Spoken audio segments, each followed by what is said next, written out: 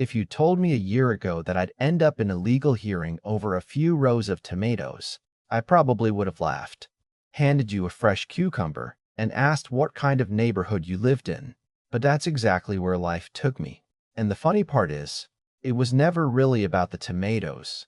It was about control. Some people like growing flowers. Some collect old cars. Me, I've always liked growing food. There's something about pushing your hands into warm dirt after a long week that reminds you life still makes sense, even when people don't. My name's Ethan Walker, and I own a little 1-acre place just outside a neighborhood called Willow Creek Estates in western Missouri. Technically, my property isn't inside their HOA, but it sits right along their southern fence line, close enough that every homeowner walking their dogs could see my garden if they glanced over the cedar fence. When I bought the place almost 8 years earlier, it came with an aging red barn that leaned just enough to make visitors nervous, an old windmill that hadn't pumped water in decades, and a county zoning certificate folded neatly inside the closing documents stating the property was approved for personal agricultural use. I remember the realtor smiling and saying, "Most people think this paper's boring. One day, you might find out it's worth more than the land." At the time, I figured he was just trying to sound wise. Turns out he wasn't. Every spring, I'd till the same patch behind the barn, plant tomatoes, peppers, sweet corn, green beans, carrots, squash, enough to keep my kitchen full and my neighbors happy. Mrs. Delgado from 2 houses over loved my strawberries, and every June her grandkids would wander over carrying little plastic bowls asking, "Mr. Ethan, are the red ones ready yet?" I'd tell them if they could find one I hadn't already eaten. It was theirs. That was life. Quiet, predictable, honest. Nobody complained. Nobody cared. Even the folks inside Willow Creek would wave when they drove past. Then the board elections happened. You know how every neighborhood has that one person who mistakes a little authority for a royal title? Ours was a woman named Denise Harrow. Before becoming HOA president, she barely looked twice at anyone. After winning the election, she suddenly walked around with a clipboard like she was inspecting military housing. First came the notices about mailbox paint colors, then garbage cans being visible for more than 12 hours. Then someone got written up because their basketball hoop leaned 3 inches off center. I remember standing in my driveway watching one of my neighbors peel a violation sticker off his trash bin and muttering, "She's gonna run out of things to complain about eventually." He laughed and said, "Don't underestimate bored people." Looking back, he wasn't joking. One chilly morning in early April, I walked down my gravel driveway with a cup of coffee in one hand, expecting nothing more exciting than the electric bill. Instead, there was a thick white envelope with the Willow Creek HOA logo stamped across the front in gold ink. I almost tossed it aside since I wasn't even a member, but curiosity got the better of me. Inside was a formal notice claiming my unauthorized commercial farming operation created an appearance inconsistent with community aesthetics and demanded every cultivated row be removed within 21 days, or I would face $900 in fines. I actually read the letter twice because I thought I'd misunderstood it. Commercial farm? I wasn't selling anything. There wasn't a cash register, a roadside stand, or even a handwritten sign saying tomatoes for sale. Half the vegetables ended up on my own dinner table and the rest went to friends, church potlucks, or neighbors who happened to stop by. I stood there staring across my garden while the morning sun hit the dew on the tomato cages, dirt still clinging beneath yesterday's fingernails, and I felt something shift inside me. Not anger at first, disbelief, the kind that makes you laugh because surely somebody had made a mistake. So I called the number printed on the letter. Denise answered herself. Before I even finished introducing myself, she said, "Mr. Walker, your crop rows create a farming appearance that negatively affects community standards." I paused, honestly expecting her to laugh and admit this was some ridiculous misunderstanding. Instead, she continued in the same rehearsed tone. "The board has determined your property is visually incompatible with the surrounding neighborhood." I looked out my kitchen window toward the rows I'd planted every spring for years and asked, "So, tomatoes are offensive now?" There was silence for a second before she replied, "It's not the tomatoes, it's the image." That sentence stayed with me long after we hung up because it told me everything I needed to know. This wasn't about vegetables. It was about someone deciding they had the right to tell another person how their life should look. I walked into my office, pulled the dusty binder from the shelf where I'd kept every document from closing day, flipped through faded survey maps and tax records until that old zoning certificate slid into my hands. I unfolded it carefully, read every line twice, then smiled for the first time all morning. Maybe the realtor had been right after all, and maybe this fight wasn't going to end the way Denise expected. I scanned the zoning certificate that afternoon, attached it to a polite email, highlighted the exact sentence stating the property was approved for personal agricultural use regardless of appearance, and even included a short note that said I assumed the violation had been issued by mistake. Honestly, I expected someone to write back with an apology, maybe even blame it on a clerical error. Instead, 2 weeks later, another envelope showed up. Same gold logo, same stiff language. Except this one added late fees and warned that additional penalties would continue accumulating until I restored my property to what they considered an acceptable residential appearance. That was the moment my disbelief finally burned away and turned into determination. They hadn't misunderstood the paperwork. They had ignored it. My brother Caleb stopped by that evening carrying a fishing rod over one shoulder and took one look at my face before asking, "How much did they make you mad this time?" I handed him both letters. He read them slowly, shook his head, then looked across the garden where the evening sun painted everything gold. "You know," he said with a grin, "I've eaten enough of these tomatoes to testify they're definitely not commercial quality." I laughed harder than I had in days. It broke the tension just enough to remind me I wasn't crazy. The next morning, I called the county agricultural extension office and explained everything from the beginning. The woman on the phone listened patiently before saying, "Mr. Walker, if what you're describing is accurate, let's document it properly." A week later, an inspector named Harold Benson pulled into my driveway driving an old county pickup that looked older than I was. Dust covered his boots, his straw hat had seen better summers, and his clipboard looked like it survived a dozen lawsuits. He spent nearly 2 hours walking every inch of my property. He measured the rows, counted the beds, took photographs from multiple angles, asked how much produce I sold. When I answered, "None," he smiled and said, "Good. That makes my report pretty easy." We talked while standing beside the bean trellis, and he explained something I'd never really considered. People hear the word agriculture and imagine combines and grain silos, he said. Legally, personal food production is protected in a lot more places than folks realize. Before leaving, he handed me his card and added, "If this goes further, don't argue with opinions. Bring facts." 3 days later, his report arrived in the mail. It wasn't emotional. It wasn't dramatic. Just 6 clean pages stating the property fully complied with county zoning regulations, contained no evidence of commercial farming, and remained entirely within permitted agricultural use. I sent another copy to the HOA. They never responded. Instead, they scheduled a compliance hearing. Funny thing about people who think they hold all the power, they usually assume nobody will challenge them. Denise certainly looked that way when I walked into the clubhouse meeting room. Long beige walls, cheap fluorescent lights, coffee that smelled burnt before anyone poured it. 7 board members sat behind a folding table like they were preparing to sentence somebody instead of discussing vegetables. Denise barely glanced up. "Mr. Walker," she began, "this hearing concerns your continued refusal to comply with community standards." My attorney, Laura Mitchell, quietly placed a stack of folders on the table beside me. Laura wasn't loud. She didn't interrupt people. She had the kind of confidence that made silence feel dangerous. Denise spent nearly 15 minutes talking about neighborhood character, visual harmony, and preserving property values. Every sentence sounded polished, almost rehearsed. Finally, she leaned back with a satisfied smile and asked, Do you have anything further?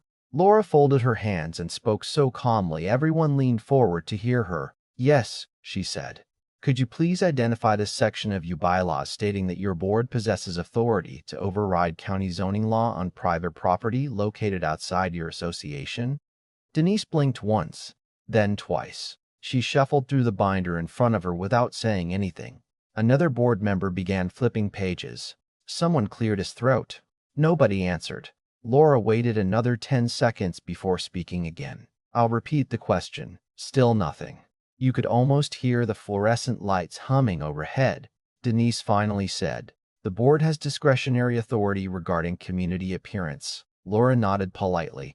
"That's not what I asked." I don't think I'd ever seen confidence disappear so quickly from another person's face, but Laura wasn't finished. She reached into her folder and slid several enlarged photographs across the table. "Since appearance appears to be the board's primary concern," she continued, "perhaps we should discuss consistency." The first photo showed Vice President Richard Collins proudly tending 6 raised vegetable beds behind his home. The second displayed Treasurer Melissa Grant's decorative vineyard stretching across her backyard fence. The third featured Denise herself standing beside neatly planted rows of lavender, rosemary, and berry bushes arranged almost identically to my tomatoes. Laura looked around the room. Would anyone care to explain why these agricultural plantings enhance community appearance while Mr. Walker's food garden somehow destroys it? Nobody spoke. One board member actually avoided looking at the photographs. Another quietly removed his reading glasses and rubbed his forehead. Denise finally tried to recover. "Those are ornamental gardens." Laura smiled for the first time all afternoon. "Interesting, because county records classify vineyards, berry cultivation, herbs, vegetables, and fruit trees under the exact same agricultural category." The room fell silent again. A few homeowners sitting behind us exchanged glances. Someone whispered, "You've got to be kidding." Then another surprise walked through the door. Mrs. Delgado, the sweet grandmother whose grandkids loved my strawberries, stood up during public comment. Nobody expected that. She looked directly at the board and said, "My grandchildren learned where food comes from because of that garden. They learned generosity because Ethan shares his harvest with anyone who asks. If that's hurting property values, I'd like somebody to explain how." One by one, a few more neighbors spoke. None of them talked about tomatoes. They talked about fairness, about selective enforcement, about feeling intimidated by rules that seemed to change depending on who you were. Suddenly, the hearing wasn't about my backyard anymore. It had become something much bigger. The county judge assigned to review the dispute listened quietly through every statement without revealing much. When everyone finished, he picked up Harold Benson's inspection report, compared it with the zoning documents, and slowly looked toward the HOA board. "I have one final question," he said. "Can this board provide legal authority permitting it to penalize lawful activity conducted on property outside its governing jurisdiction?" Denise opened her mouth, then closed it. Richard stared at the table. Nobody answered. The judge sighed softly, almost like he'd already known what the silence meant. He tapped his pen once against the report before saying words I'll probably remember for the rest of my life. "Authority without limits eventually becomes abuse." The room stayed completely still as he continued reading through the findings, and I realized for the first time since opening that first envelope that this fight might actually be turning in my favor. Although none of us yet understood just how expensive that silence was about to become for the people who started it. The written decision arrives 12 days later, and I'll admit I opened that envelope with my heart pounding harder than it had any right to. After everything that had happened, I still expected one more surprise, one more loophole, one more sentence that would somehow hand the board another chance to come after me. Instead, the first paragraph settled everything. The judge ruled that my property complied fully with county agricultural zoning, that the HOA had acted outside the limits of its authority, and that every fine issued against me was immediately void. Then came the part nobody in that room had expected. Because the board had selectively enforced its own standards while ignoring nearly identical landscaping on properties belonging to board members themselves, The court ordered Willow Creek Estates to revise its architectural and landscaping guidelines so they aligned with county regulations and applied equally to everyone. I must have read that page 5 times before it finally sank in. Denise hadn't just lost an argument. The entire system she'd been using to pressure people had just been forced to change. My attorney leaned back in her chair, smiled, and quietly said, "Congratulations. You didn't just win your case. You probably saved a lot of your neighbors from fighting the same battle." That sentence stayed with me longer than the ruling itself. Sometimes you walk into a fight believing you're protecting your own backyard, only to discover you're standing in front of everyone else's too.